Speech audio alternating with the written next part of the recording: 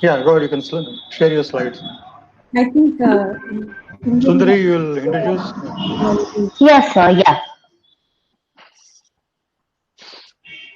Good afternoon. Thank you for joining us for the talk. Today's talk is to be delivered by Dr. Nandini Chatterjee and is titled The Reading Brain.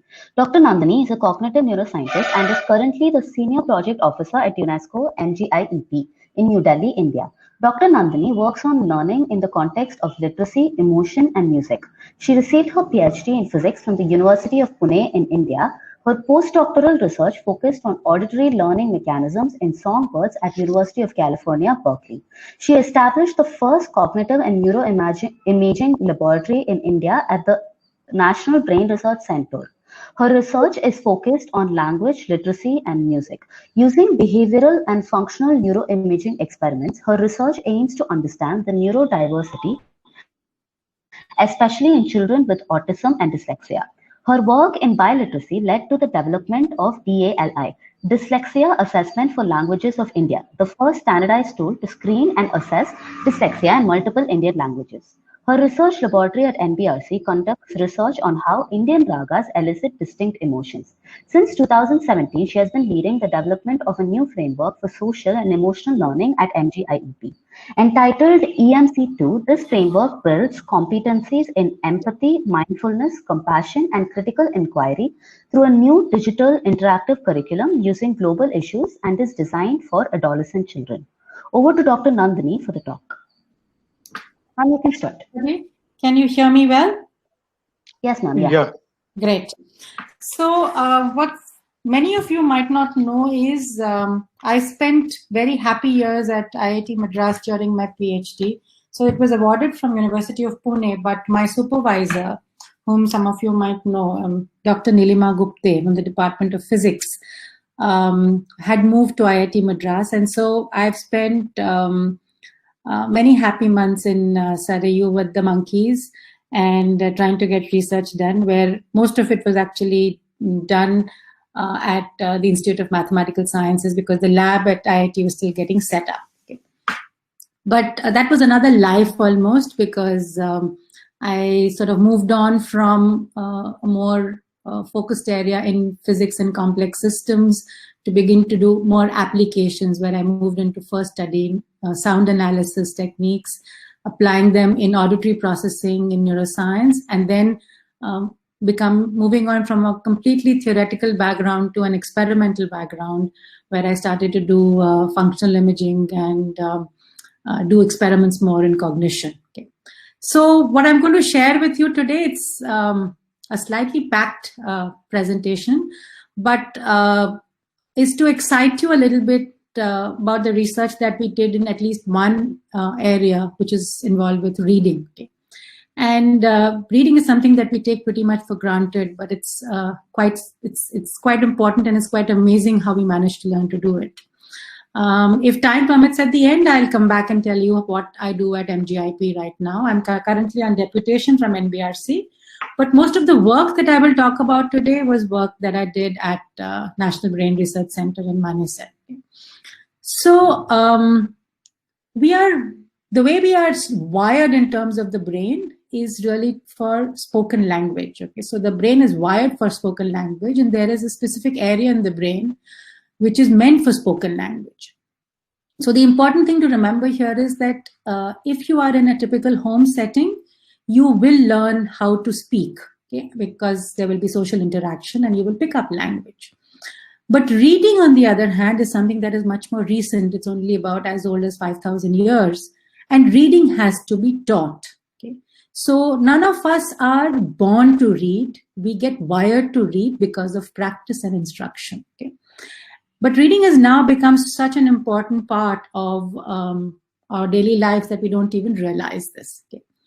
And then another interesting feature, which I will try and convince you about, is that reading also has cultural importance, okay, in the sense we have different writing systems, and how these might impact the way reading networks are built in the brain is something that becomes quite interesting. Okay, but given the relevance of reading today, it's almost impossible to think of a life when we did not know how to learn to read. Okay, so just to make sure that we are all on the same page, I want to quickly do a brain primer so that you're all familiar with the brain, and when I show you images, at least you're able to get some context on what part of the brain I might be talking of. Okay, so can you all see me?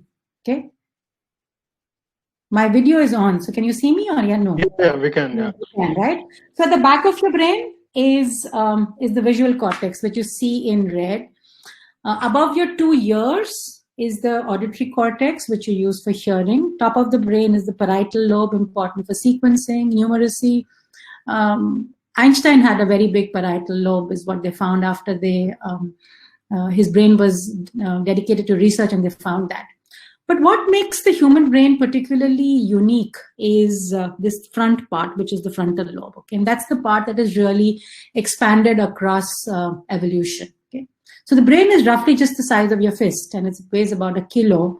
It has typical 2 hemispheres, as you probably know, and but requires and uses up about 20% of the glucose that the body generates. Okay, so clearly it's something that's extremely important, and I think you don't need more convincing to know that the brain actually decides and determines all the behavior that you do. Okay? Now, all of the learning that the brain does happens because of a remarkable process called neuroplasticity. Okay? And that's really the basis of all learning that you do. Okay? Now, what makes a lot of brain development, behavior, and a lot of skill extremely exciting is this level of connectivity that happens between neurons. Okay? And what you see up here is actually an image of the connections that you make between neurons. Okay? And it is this unique ability of the brain, because of its plasticity, is because of which we are able to acquire different skills. Okay? So the brain really here is acting like a muscle. Okay? And just like when you go to the gym and exercise and develop muscle strength, similarly, if you practice an activity again and again, it becomes a skill. And this is what forms the basis of almost all skill acquisition, whether it's music learning, learning to read, all kinds of activities. And it's this repetitive use of connections that leads to strengthening. It's also the reverse happens, is the connections that are not used to get pruned away. Okay? So use it or lose it also happens, and some extent Hebbian learning in terms of fire together, wire together is what forms the basis of plasticity. Okay. Now coming back to the process of reading, okay, I'm going to try and dissect it down a little bit for you, because by now you're probably all fluent readers. Okay. So broadly, reading can be thought of as broken into 3 components. Okay. And the first thing that we need to remember about reading is it builds on spoken language. Okay? So it's almost like a prerequisite that you need to have in order to be able to learn to read. Okay? So the idea is you already have spoken language, but you also probably are able to recognize that spoken language consists of a combination of sounds that are sequenced together. Okay? So that requires the ability to be able to manipulate sounds, and that's something that we call phonological processing. So the ability to break down complex sound into its constituent parts is a phonological process. Okay? And this has to be made explicit to you, because as children we learn language, but we are often not aware of the constituents of the language that we learn. Then those sounds are mapped to symbols. Okay?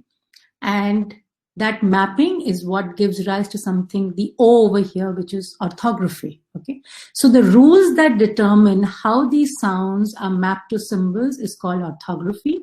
And then these are sequenced together to form semantics, which is the S over here, which is actually the word that you already know. Okay?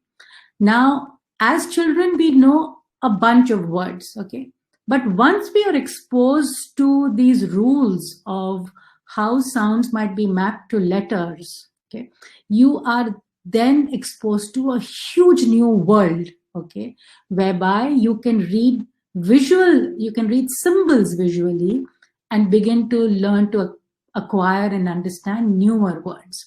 And that's when your vocabulary really expands. Okay, so clearly spoken language is an important requisite for learning to read. And once you learn to read, how that spoken language begins to expand. Okay? So what does this do to the brain? Okay?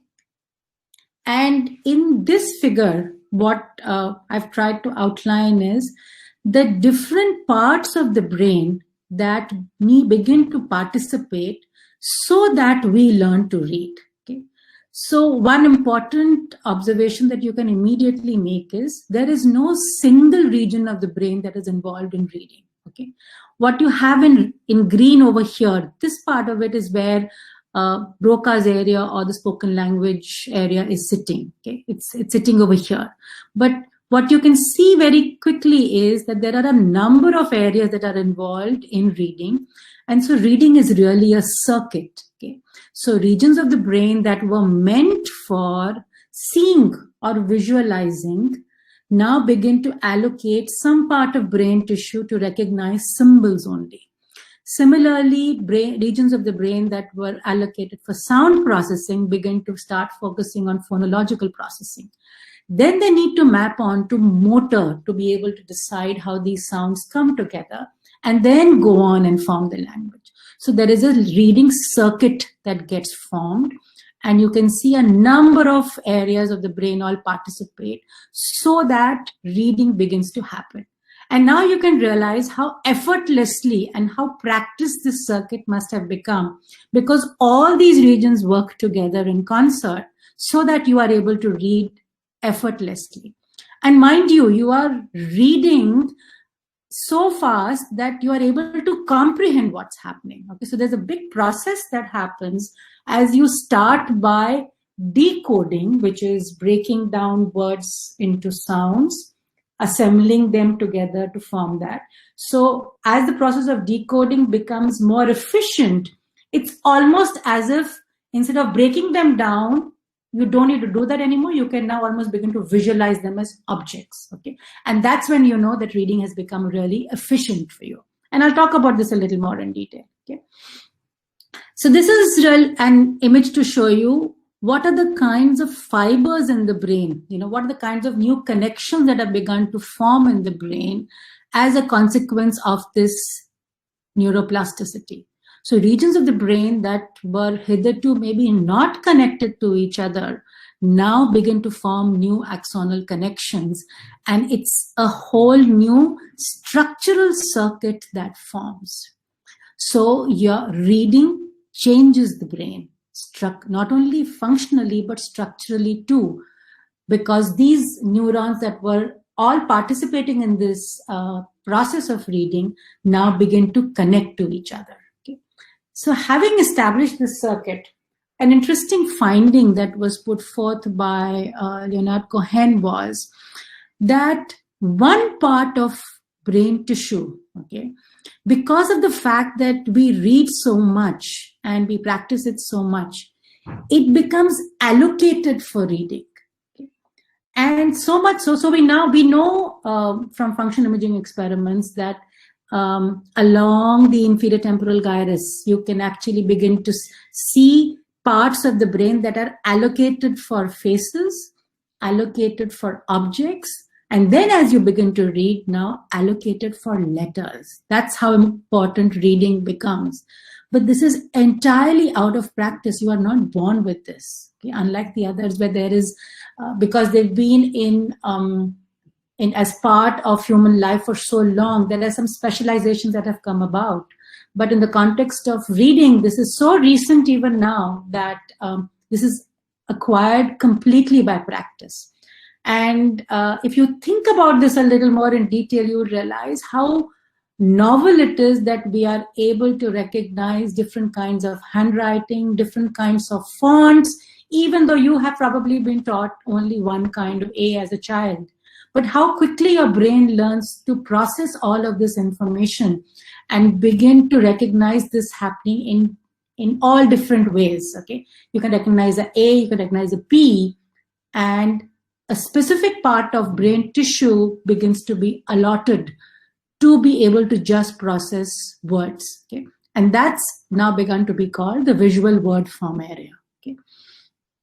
But what's interesting is, and that's one of the reasons why our laboratory got interested in this, was a lot of this data has actually come in from work that was done with monolingual readers. Okay? So people who were reading one language, and a lot of it came from English, and then some from Dutch and some from Spanish, but largely in people who were monolinguals. Okay? But in India, we know it's a very complex setting. You know, you not only learn one, you learn more than one language, sometimes multiple languages. And this is what the official literacy map for India sort of looks like. Okay, 20 officially recognized spoken languages and 11 different scripts. And Hindi and English are supposed to be our two official languages. Okay? And so we really grow up in multiliterate learning environments. And to date, we are the only country in the world where children learn to read two writing systems as early as 5 years of age or even earlier. Okay, and many of you have already done that. So in that sense, we've already become a special bunch of beings because we've learned to read two writing systems very early on in life. Okay?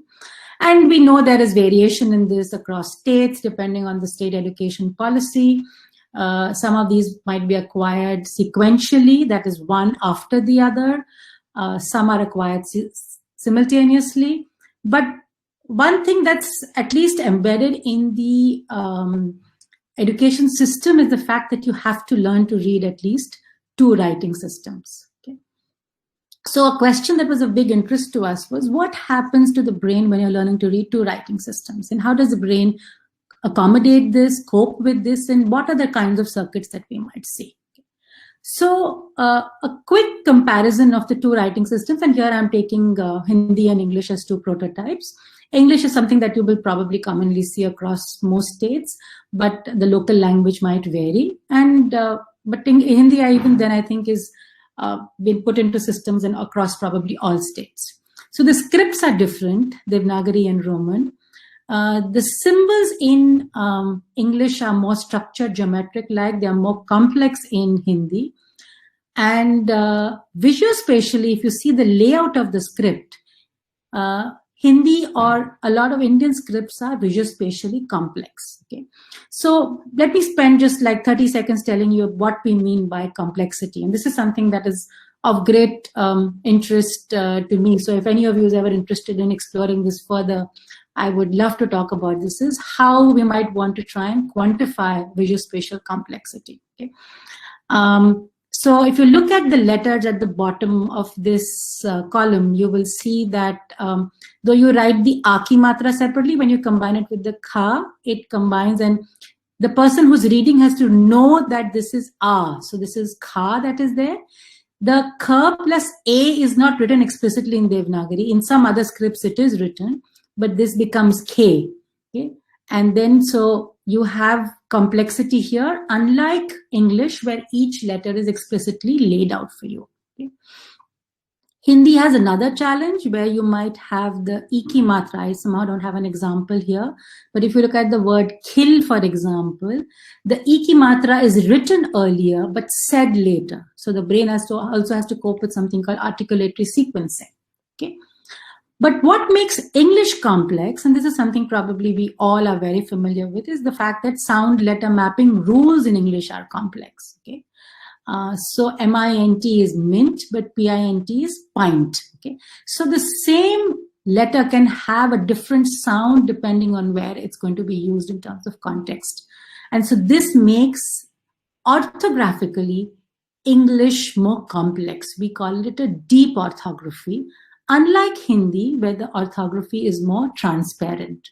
So the sound letter mapping rules that way are simpler and are near one-to-one, if not completely one-to-one in Hindi, but in English they are not. Okay? And that's what makes the two languages different orthographically, but visuospatially, Indian languages are more complex as compared to English. So this is information I want you to hold on to for a little bit, because we'll begin to see study this a little more in detail.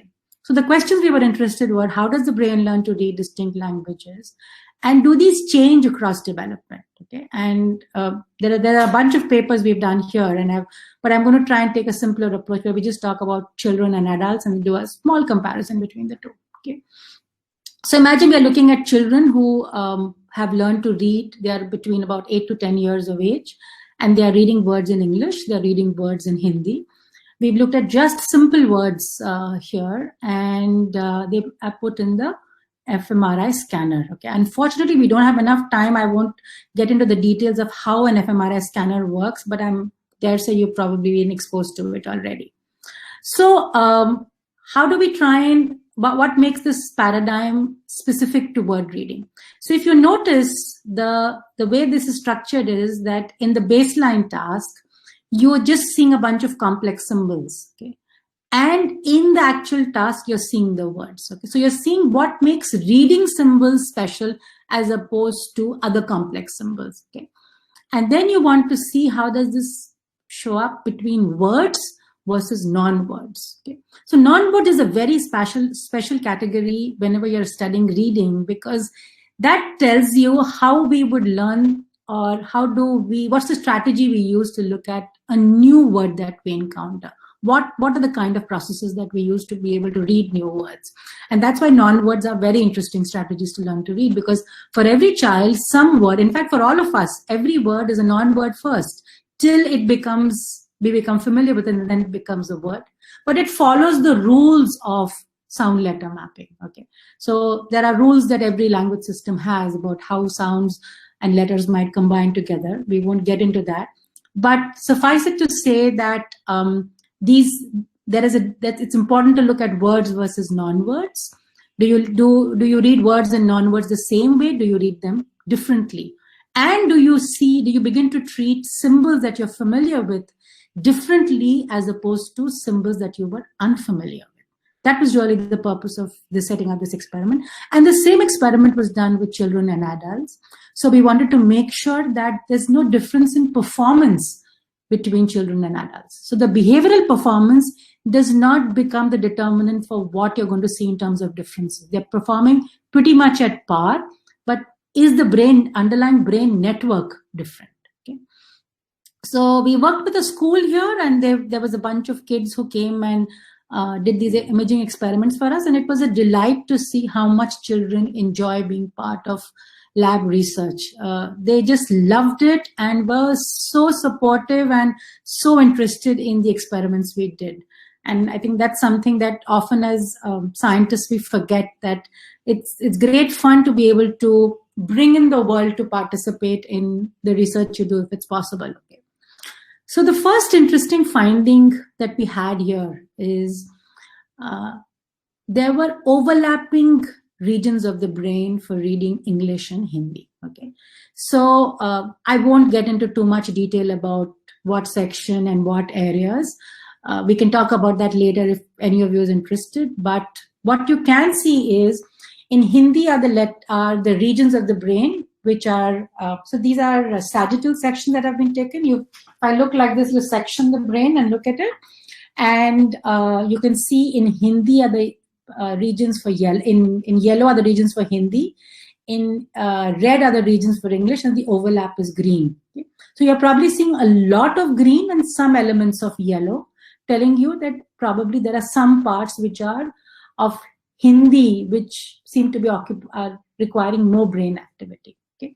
So this is words versus baseline, and this is non-words versus baseline. Okay? And you see a fair amount of similarity. We just look at it as pattern matching across these two figures, and you'll see a fair amount of similarity between the two, already telling you that there seems to be a similar strategy in place for reading words and non-words. Okay.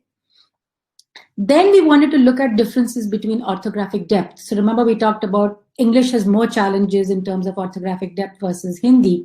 And sure enough, you can see that effect for English. Okay. So the words when you read words in English, it requires less activity as opposed to when you read non-words in English. So you look at the difference between the two, and you can see now that non-words activate many more areas. So for children, clearly, learning to read new words in English becomes, especially those which are non-words, becomes more challenging. In Hindi, on the other hand, because of the fact that it's an orthographically transparent orthography, it really doesn't matter whether you know the word or you don't know the word. So you can see that there are no areas that are distinct for non-words versus words in Hindi. Okay, so both these are blank, as you can see. Hindi word versus non-word and non-word versus word. Okay, so you can see there is an effect already of learning English because of its orthographic differences in children that shows up. Okay, and then to go back to try and see whether remember our friend, the visual word form area that was being specific to reading, whether that gets activated. We see that it does get activated. Also, that it has higher responses for English words as compared to non-words. So this area is gradually getting sensitive to words that are seen again and again, that are more familiar. Okay, so words again are more familiar as compared to non-words. But you can also see that there is a reasonable amount of overlap. So that visual word form area in terms of tissue, that region is a little expanded, but Hindi and English are pretty much happening in the same place in children. And on the right, what you have is the bold signal. So that really tells you the amount of energy, that's the blood oxygen level dependence, which is measured. And that can really tell you which area or which activity requires more effort or more oxygen, glucose level from the blood that's flowing to be able to actually participate in that activity. So what's going to take more effort to do? So that's what we see in children. Now, let's see what happens in adults. If it's people like you and me into the scanner, and we're looking at people who've largely, again, had simultaneous acquisition, gone to an English medium school, who were reading Hindi and English together, probably getting more exposure to Hindi, but being introduced to both languages at the same time. And here's what the circuits look like for adults. Okay, so I think the first thing you probably see are that there are more regions of the brain activated for non-words versus words. Okay, so the adults have already become more specialized. Okay, because they've been seeing the same kinds of words again and again. And you will also see that the regions of activity are probably bigger. Okay, you're seeing more activity in adults as compared to children. So levels of activity seems to be certainly higher. And however, here's the other interesting difference that shows up is the trend or the strategy seems to be similar for non-words across both languages. Okay? Unlike children, where we had seen a very clear difference between English versus Hindi. Okay? So here you begin to see that non-words in both languages are read in very similar ways, not differently, and they both require more effort. Similarly, when you look at words in both languages, you begin to see similar parts of the brain that get activated, if I had to compare across languages, between words and non-words. Here's the second interesting thing that begins to happen in adults is you start getting specialized in the brain in terms of looking at which fusiform might be more sort of getting tuned towards a specific language. Okay? And here we believe or think it's the visuospatial complexity of Hindi, because of which you require more of the right hemisphere in Hindi in the visual word form area too, whereas in English it's more of the left. Okay? So this was a really novel finding, because so far this difference between laterality in terms of the fusiform across languages had not been reported earlier. And it was for the first time that people were beginning to see that there might be differences in the brain because of differences in writing systems, because of which these effects of right versus left begin to show up.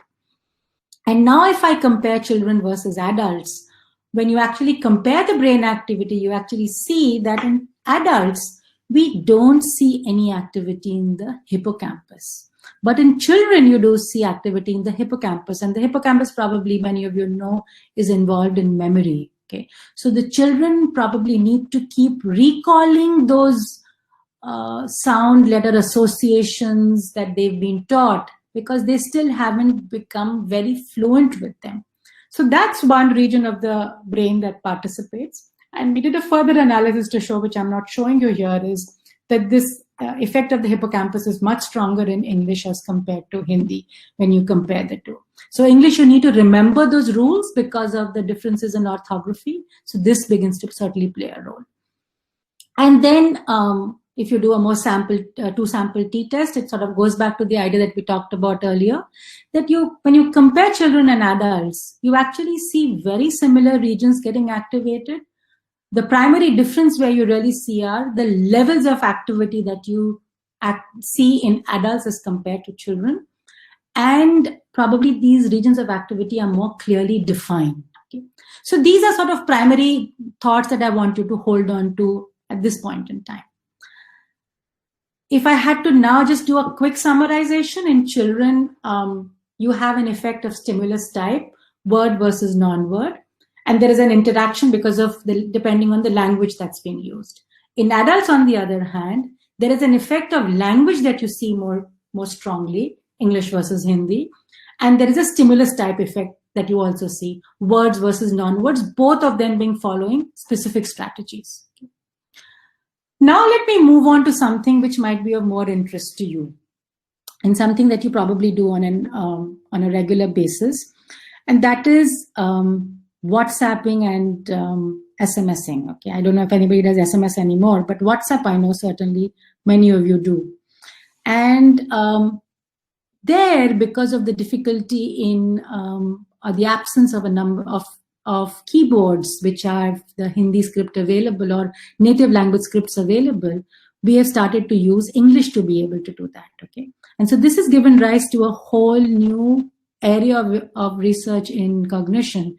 And we began to call this new script Romanagari. Okay, so you're doing Devanagari, but now in Roman. And the person who was primarily responsible for conducting the study is actually sitting in the audience with you all. Her name is Dr. Chaitra Rao. Okay, and Chaitra was part of, as a postdoc in the lab. And this was an experiment that she designed. Okay, and it turned out to be an extremely interesting experiment. So when you are doing this, it would be very interesting to see whether you ever thought this, did you do this differently as opposed to just reading English or reading Hindi, or you probably become very comfortable with it over a period of time.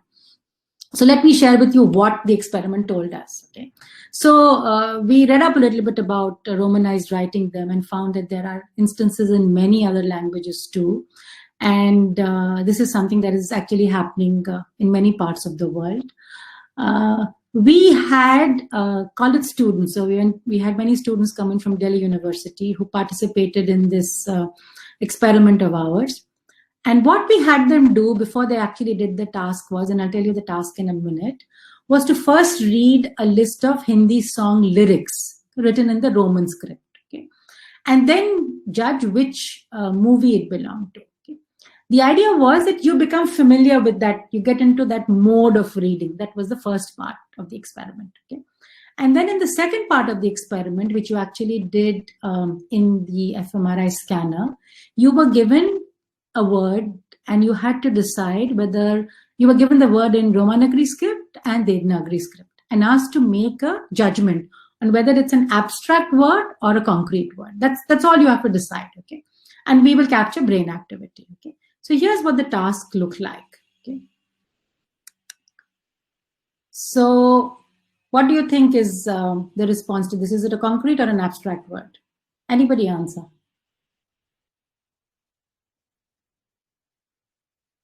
Nobody wants to answer? What is more? More is a peacock, right? Oh, okay, Tamil is something else. Very interesting. That makes life even more interesting. Yeah, it's even more complicated. Okay. And so in Hindi, more is a peacock, and so you would say concrete. And then you have more when it's said in English, when it's written like this. And of course, there is more as more that you also have available. Okay. And you have to make a judgment. Okay. And similarly, you have another instance of null. Okay. So we had different sets of words this way, and you had to keep doing the task. Okay. So what does the data tell us? Okay. So when you look at the data, you actually find, and this is the first thing that we looked at was reaction time and then accuracy. Okay. Interestingly, the reaction time was fastest for Hindi, not surprisingly, but see how much harder it is when it is Romanagri. Okay, it's significantly higher. In terms of accuracy too, again, highest in Hindi as compared to Romanagri in English, with Romanagri having the minimum, the least. But this is the part that got really interesting. Okay, when you look at the level of brain activity across the three conditions, the bottommost is English, this is Hindi, and this is Romanagri. And if you look at this part of the brain that I've highlighted in green, you can see just so much more activity. Okay. And when you go back and see what are these regions of the brain that are requiring so much effort to be able to do this, you find that these are regions of the brain that are meant for attention. Okay. So essentially doing that Romanagri task really impacts attention, and your attention network is really activated and at play and comes in to fore when you are texting in Romanagri. If you're texting in either of the languages, it's not so activated, but in doing Romanagri, it certainly is. Okay? And so something that people have often asked me is that if I begin to do this on a regular basis, will it improve my attention network? I would love to think it does, but I really don't have a direct and clear answer for that. Okay, so this was the quantitation of it. But this study got a lot of interest and began to be sort of much discussed after that to try and see whether such an approach should really be taken to even try and teach children reading in bilingual children. And so I don't know whether many or some of you know, but in China, for instance, Pinyin is introduced, which is the equivalent of Romanagri first before English is introduced. So children come with Chinese, learn Chinese first, then they learn Pinyin, and then they learn English. Okay? And they say the results are much better. We have no such work or evidence yet in India, but there are parts that are beginning to investigate this a little. Okay? So now moving on to a little more application about some of this work that I want to talk about. And one of the things that we realized when we were working with kids who came in was that not all of them in the class were reading at the same levels. Okay. And so we were getting interested to see that why was there such a difference in accuracy in the kids who were reading. And that's when I started reading about dyslexia, and we got more interested in dyslexia. And then realized that there wasn't too much work on dyslexia happening in India at that point in time. So dyslexia is really a neurodevelopmental disorder, and now we have good evidence to show that it happens because of differences in brain wiring. Okay, and so children who might even have instruction, get good opportunity, but still fail to achieve skilled reading networks. Okay, and that's because the brain might be wired differently, and forming those connections that we talked about might be a big challenge. Okay, and there is now a large body of work that shows that dyslexia has a very strong genetic bias also.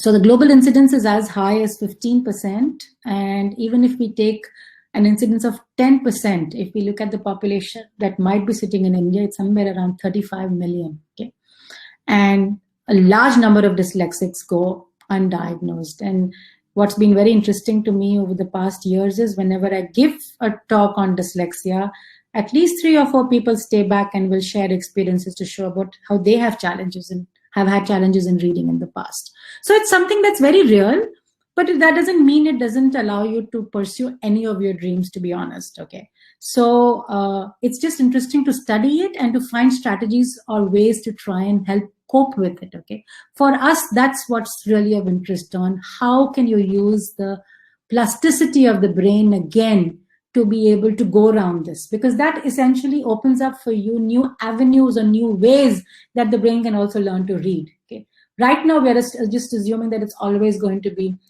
sounds and letters put together to read, but can there be other strategies which we can uncover only when we begin to work with people with dyslexia, because they have discovered these strategies, and the ones who don't discover, are sometimes the ones who drop out of school, and that's the part which becomes very discouraging.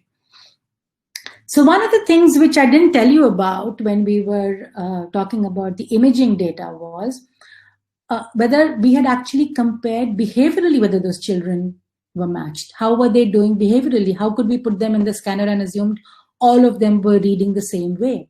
So we did do a bunch of behavioral tests with them also. Okay, so we looked at their fluency in Hindi and English, which essentially requires you to say in 1 minute to be able to say how many words can you say from belonging to the category of fruits or belonging to the category of animals. Okay, and then how many words can you say starting with the same sound in both languages? Okay, so suppose you have to say fur, and then you say phone in English, and if I said the sound fur, that's perfectly okay, because in terms of phonetically, the first sound is fur.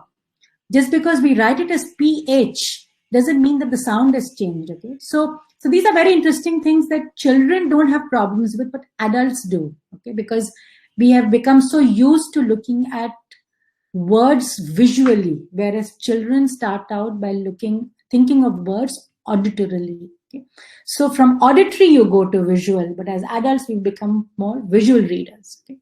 Similarly, we do phonological awareness tasks where we get in people to try and say which words rhyme, which words might start with the same letter, and then naming tasks. That is, you're given a bunch of words, a bunch of objects, and you have to go naming them. Okay, so if I've told you that this is a car, this is a balloon, this is a bird, and I show you 5 rows of it, you just go car, balloon, depending on whatever objects you go naming it. And when do you end up making a mistake? And where this becomes important is that once you know more than one language, you actually have to activate 2 languages. They're active all the time. So you have to consciously inhibit one and activate the other when you're, depending on which language you're doing the task in. Okay? And the ability to be able to recall this information and quickly execute it provides you very important information about how fluently you process each language and how automatic it's become for you. So when we did correlations between the 2 languages, here is something that was very interesting that came up. Everybody who was doing well in English was also doing well in Hindi across all the score, all the tests that we measured, thereby telling you that anybody who learned a native language well would learn the second language as well too. Okay, and that was a very interesting idea, because till then people weren't even looking at assessments in native languages for dyslexia in India. Okay? And that's where we used all this information over the many experiments we had done to come up with DALI, which was a dyslexia assessment for languages of India.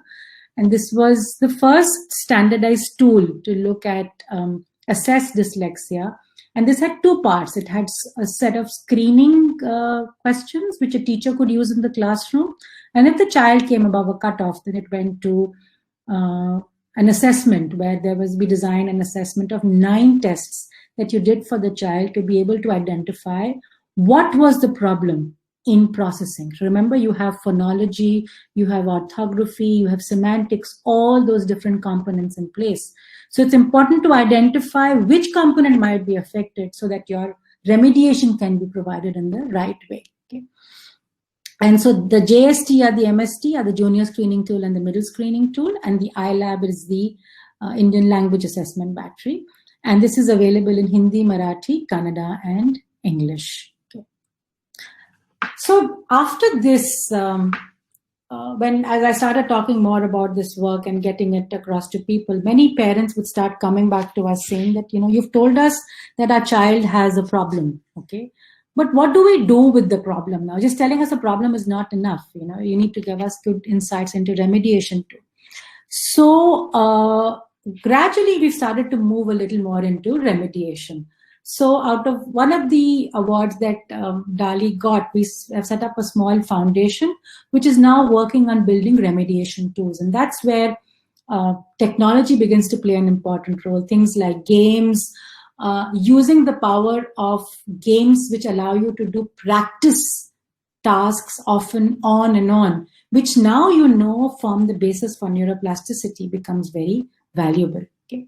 So we have set up a small not-for-profit where we develop such games as well as develop new things for assessment. And I will share a little bit of what this is based on. Okay.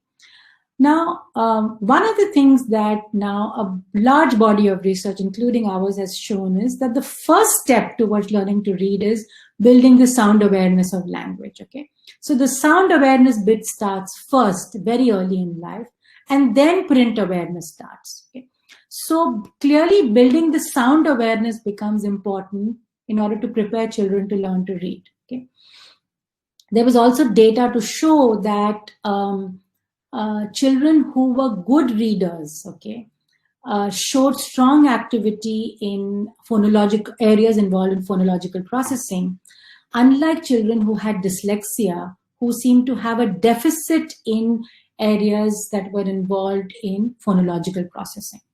So a large body of work showed, at least in terms of learning to read English, that it was the phonological processing that was affected. Phonological processing can be built in multiple ways. Okay, one is you teach children to listen, you teach children to rhyme, to blend, to separate words.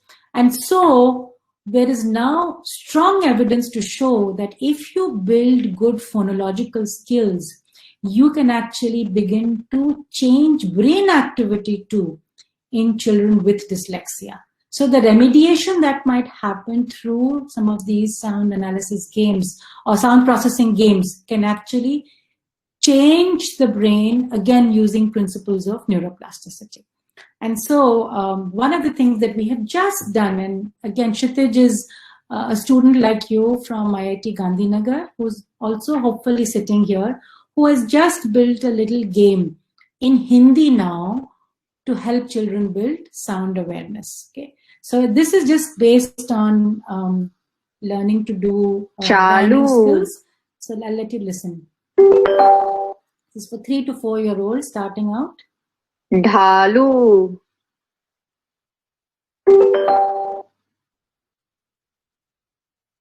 Dali.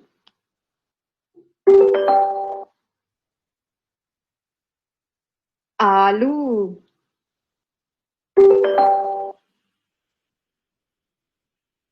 Thali.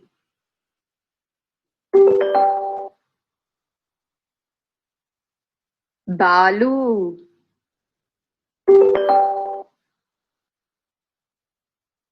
Mali.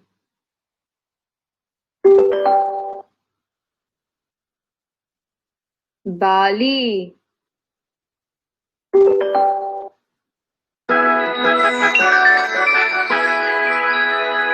So the game has different levels where children are first taught that words that are ending with the same sound. We hope they realize that words ending with the same sounds go into one basket, and so there's something similar about them, whereas those that are others go into a different basket. And how then can they sort this across this entire bunch of words that might come to them? So if we start this out in different levels, can we gradually begin to build rhyming skills? So if we are able to build a suite of games which begin to build sound awareness in spoken language, we might actually be trying to prepare children who will go to school on what to focus on when learning to read. And for children who have dyslexia or at risk for dyslexia, try and get them to practice this some more, so that as their discrimination abilities improve, they will get better at learning to read and learning to map sounds to print. And finally, my last slide is to say how we are also now beginning to look at numerical ability. Okay? So dyscalculia is a problem if children don't acquire math skills despite intelligence, instruction, and opportunity. And you'll be surprised to know maybe that there are some facets of number processing also that we are born with. Okay. And some of these are built as you go along and are exposed to instruction. Okay, and these provide very interesting insights on how some people who have math anxiety, whether that is because of inherent differences in brain wiring or is it because of poor instruction, to be able to separate out across these two groups. Okay, so here too we've created about 10-11 tasks, all which are now being put in the form of fun formats to be able to first assess dyscalculia, and second, in order to be able to help us design similar games for them that they can begin to do, which can build skills which are important for number processing or to be able to manage different aspects in mathematics, whether it's geometry, looking at pattern matching, looking at magnitude estimation, all of which again extremely crucial for daily life today. Okay, so let me stop here. This is a very old photograph which I found yesterday while making these slides when I had a much bigger lab. The person in yellow here is Chaitra, who talked at the Romanagri study. Next to her is Sumati, who is Sharika, who played a big role in doing the work on functional imaging in children. And many of these, Sumati still works with us at Nerd Tools, and so does Chaitra. And many of the others are in different places having finished their PhD. So thank you very much. I'm happy to take a few questions. Hi, Nandini. Thanks for that wonderful talk. I have two quick questions. Sure. So one is this, you said that when people read using Romanagari, the great attention sources are used, right? So will that be then a counter argument against people saying that when to replace Indic scripts with English and it makes life simple and all that? Maybe it doesn't make life simple then. No, it doesn't make life simple. But here's, I mean, if you think about why Romanagari even came about, because people are essentially social beings and they need to communicate with each other. So even if they didn't have access to a script, but they needed to get in touch, they came up with a way to do it. Okay, so this is pretty much evolved as it's gone along. It's never been taught explicitly, but now in China, for instance, when Pinyin came about, because it became so popular, they actually have classes in Pinyin. So you're taught the rules of Pinyin. But here, you don't teach the rules. They kind of evolve. But because it becomes such an important mode of communication, it just grows. So I really don't know in terms of countering what the argument should be. Is the argument to be that should not be taught, but if people need it and find it useful in order to be able to communicate, will they use it anyway? Open for no, actually where I'm coming from is that makes a good case for Bharati, right? So this was a major counter argument against Bharati, that English is there, why do you need something like that? But English it's a very unnatural, it's a force fit. So something like Bharati, which is designed for Indic scripts and is also very simple and transparent. So what I remember, you've been saying this for some time, and that is that let's do a functional imaging study with Bharati. And we are able to show that the amount of effort required to do Bharati versus, say, Romanagari would be very different. And that will give it a big boost, certainly. So if you did a behavioral study, what does it show? No, we haven't done. We haven't done. That might be worthwhile to do first. And if you already see behavioral differences, then you have a very good case to take that same paradigm to the fMRI scanner too. Right. Another short question is, you're talking about exposing children to speech sounds first, right? Yes. I read books, some of these self-help books, where they say that you should read out to infants. Yes. What do you think of that? Is it a good thing to do? There are multiple ideas there. One is, when you read out to infants, they start becoming familiar with speech sounds, and we know that till about 9 months of age, children are essentially what they call universal learners. They can learn any language. Okay, so they learn to become familiar with different kinds of sounds and also to discriminate them. Okay. A second feature is the prosody of when you read out to children activates large parts of the brain. Okay, some of them begin to recognize even the emotional content that is being communicated whilst communicating with them. And that's very rewarding for infants too. And thirdly, they say it begins to form already early representations in the brain for different vowel and consonant categories. Mm-hmm. Okay, well, thank you. Thank you.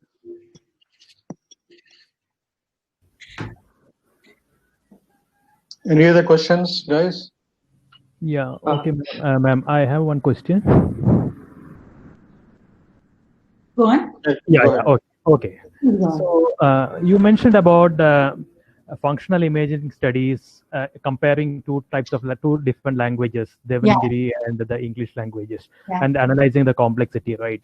So I assume that these studies are conducted mostly on the Indian speakers. If you are talking about yes, this is all people like you and me. Right. Okay. So whether that will introduce any sort of bias in the results? Why do you expect a bias? I mean, no, because we are talking about the complexity of the two languages. Learning two languages or speaking two languages. How much effort is required in communicating in that particular language?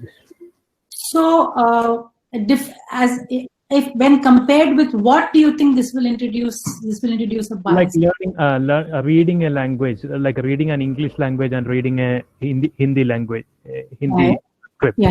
So, and then how much effort, how much complex it is, and how much effort has to be required in reading that particular word or sentence.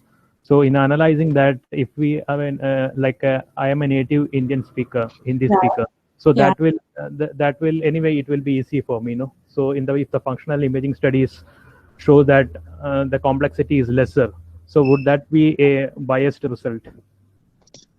So I'm not very sure I understand your question completely, but all I can add is that all imaging studies which are done are essentially done with populations that are representative of a larger population. And in order to match amongst this entire group, so for example, if I took everybody who's in this presentation for a functional imaging experiment, I would first have them all do a behavioral task and fill out a questionnaire to be able to ensure that they are as matched to each other as possible. And then extrapolate the results to say that the other bunch of people that are not part of this experiment but who have similar development and efficiency would show similar results. That's about the maximum we can claim with experiment. Okay. You wanted to respond to this? Nandini, you have a comment from here, Dr. Anintha Sahu, in the chat box. Huh? Anintha is a linguist in our humanities department here. Yeah. Hi, Anintha. Hi. Hi. She has a question she typed in your chat box. I haven't seen that. Okay, go on. Can you voice it? Anita, can you ask the question? Yeah, please? okay. So it's a wonderful talk. Thank you for that. And so what I understood, you mentioned that our brain responds the written language differently than the spoken language.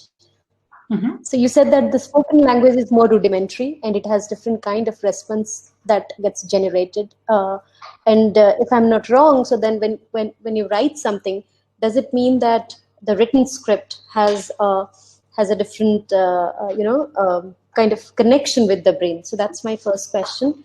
And then the second thing would be, since we are talking about reading, there are multiple languages which do not have scripts. So what would be your take when a language doesn't have a script? Thus, it cannot be really written. And Srini was talking about Bharati. So considering we have, there is a chance, or there should be some proposal where a uniform script should be applied to all languages. So does it mean that languages without having scripts would have some kind of repercussion on the kind of response that the brain generates? So I think first, let me separate out a couple of things. One, speaking, I at no point in time today, and maybe I should have, did I show what the circuit of the brain looks like when you speak? Okay? You just mentioned that it's a circuit. Reading is a circuit. That's what Yes. So reading is a circuit that you build. Yes. Okay. Yes. Speaking circuit is something that is built more naturally. It just happens as a part of development when you're in a social setting. Okay. Right. You're not really explicitly, don't have to go to a teacher to teach you that. You pick it up by just immersion, as we call it. Okay. In learning to speak. Okay. Yeah. So children will watch how the mouth goes, how the different sounds are made, and then when you might have also realized is when you talk to babies, you also speak slowly. Nobody tells you to speak slowly to them, but you speak slowly to them. You also emphasize your mouth much more when you speak to babies. Mm-hmm. So there is a difference between the circuit when it's speaking, when it's reading, and when it's writing. Writing is a whole different circuit in the brain. I mean, it's a different circuit in the sense that it has overlaps with speaking and reading. But as linguistic functions, there are different motor movements involved which come in learning. Yes. So that's a third angle. Coming to your second question about languages which don't have scripts. Language without scripts. Yeah. So they are languages. I mean, if we must remember that we developed reading as a necessity because we wanted to grow our understanding of language. So if there is no script at all, what is it building on or for? Okay, that's important to keep in mind. You develop a script because you want to expand your language capabilities. Okay, but the basis for reading has to come from the existence of a spoken language. Just having a script by itself is not serving as much of a purpose, because the purpose of learning to read or write is to grow your understanding of language and to be able to communicate your ideas to a larger population. Okay. So my understanding is that reading is a much writing is a much recent phenomenon. Absolutely. So considering, and it's I'm not really very sure what is the literature, what is the history of writing. I haven't gone into that direction. But considering this is a complex phenomenon which has come to us pretty recently, I think it would involve more brain functions than reading. Like the complexity is more. So the stress probably compared to reading, is that what you're saying? Yes. Well, in order to read, you pretty much have to write to be able to communicate that information. Reading and writing pretty much go together. Right. Okay, because the only way to communicate reading is to write it. Yeah, otherwise how would you read? You need a visual angle. To get a visual angle, you have to write it. Both two have gone in conjunction. Writing and reading have grown together. Yeah. Okay, but the complexity came about. So, for instance, in the development of Hindi, we know that because we are very conscious about different articulations in Hindi, we have a e, o. We wanted to be able to come up with a script that is able to express all these distinct sounds explicitly, so that that communication can be as intact as possible. Okay, so the level of detail that was required in the oral expression was much more, and therefore there is a more detailed representation of it also developed in the writing and reading of it.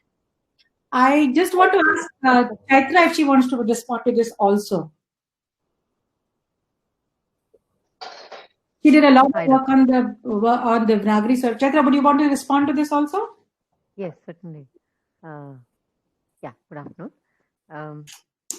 So, if I understand correctly, your question pertains to what happens when there's a spoken language without a written script to reflect it. Yeah, right, exactly. Right. And so in India, we already have many such instances. Many languages are there. Zulu, we have Konkani. Yeah. A lot of languages. There are a number of Northeastern languages. Northeastern, Austroasiatic languages. Yes, exactly. Yeah. Right. Now, what the brain does when we learn to read and write is that it just learns whatever mapping system is used. So, for example, this is true also in Africa, where there are a number of languages that are spoken that have centuries of oral they don't have scripts. But they don't have scripts. The brain will just evolve. So, for example, if you learn to read those languages written in Roman, that is the script used for English, then that's how the brain will learn to map that, and it's that simple. So, for example, it may be an Austroasiatic Northeastern Indian language, but if it's always like, I don't know, maybe somewhere in Nagaland, but if it's always written in Roman, like English is, then Khasi, for example, Khasi is the language. Exactly. That is Austroasiatic. Right. Yes. So it is, yeah. So the way the brain will learn to map that is that the symbols that are used for English and for Khasi would be the same for the brain. And this is, as you know, for example, Roman script is not unique to English, right? So French also is in Roman. Yeah.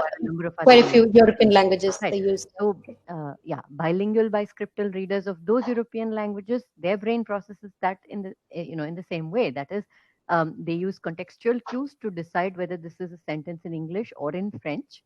Right? For example, there are certain constructions and of course accents and other cues, visual cues as well as grammatical cues to decide is this English or is it French. And then the brain goes into that mode of processing.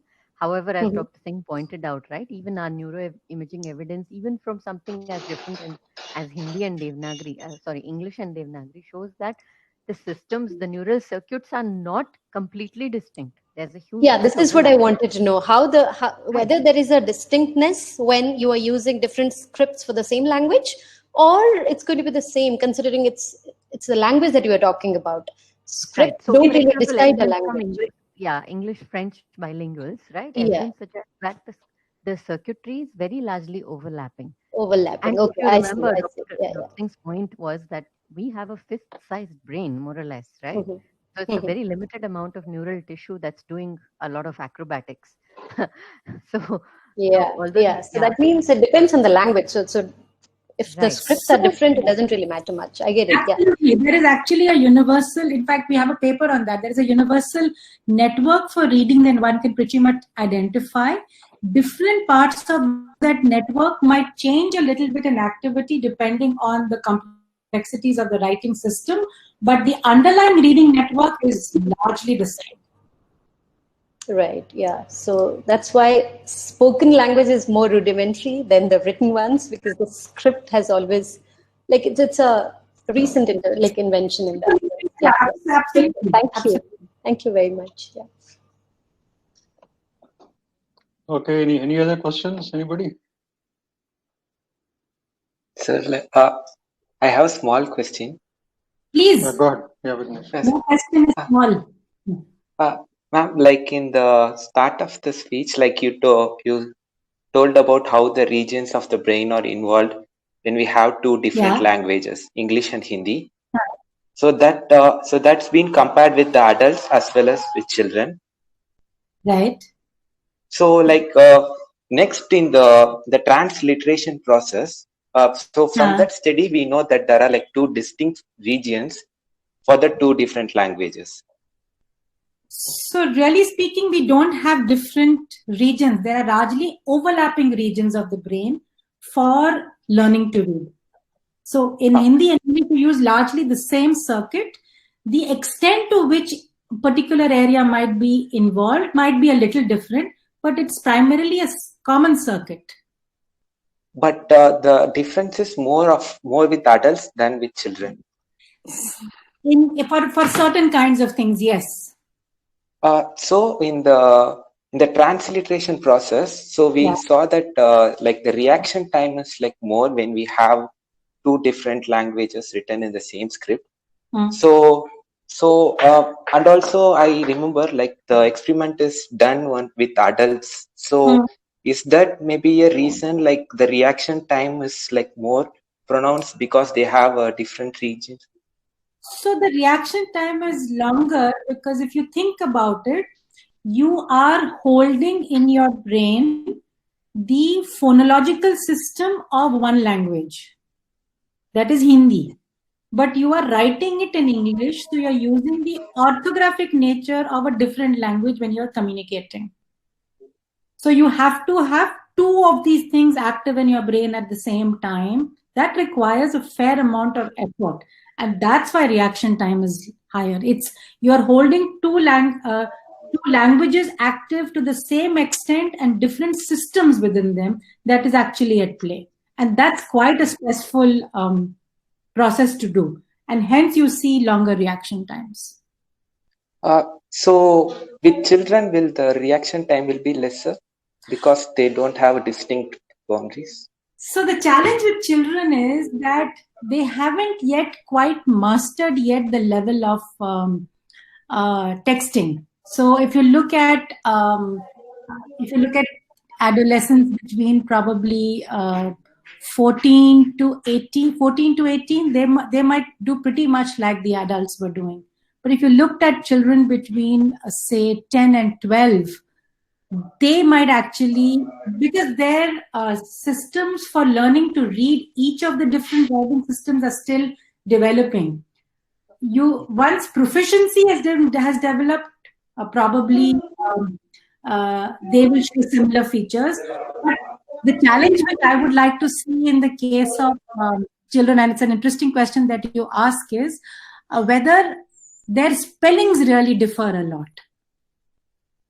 So our question here is AAPKAISE or is it APKISE?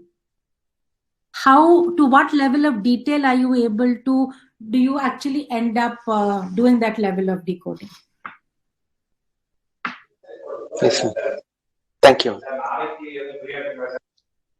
Okay, any other questions? You can always write to the speaker. So it's Yes, please feel free. a very hard topic, very dear to a lot of people.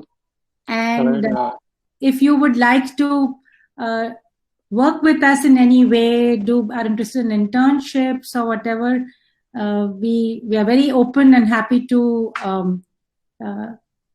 have you be part of that experience. That's one of the ways how Kshitij came to work with us also. So if there are any of you who want to do some other things with, say, Tamil or other scripts or other languages, reach out to us and we'd be happy to have you as part of the team. Okay, or if you have any note or something, I can send it out around later if you can send some ad or... Oh, sure. I'll send you a description about the kind of things we are doing. Yeah. And maybe even have some of you even take some of our tasks online. Yeah. I would, we are right now piloting some very interesting tasks and we are doing everything online. So I would love to have you all participate and give us feedback on that. Right. We also hope to listen more to you. I mean, sure. We should speak more often. I will come back. I've promised Srini that I'll come back and do a talk for all of you on social and emotional learning. Try and relate it a little bit to the work we do with in music and ragas also, and emotion, and see if there is some interest there. But social and emotional learning as an area, especially in adolescents, young adults, is something that is of great interest to me. And that's a lot of the work I do at MGIP in how its relation to anxiety, depression. I will hopefully talk about that to all of you some point in time. December or January, we need to work that out. Okay. Thank you so much for your... Thanks a lot. And it's a really wonderful talk. I enjoyed. I heard you after a long time. Thank you. Yeah, we met after a long time. Yeah. I'm so glad. Thanks a lot, Srini. Thanks a lot.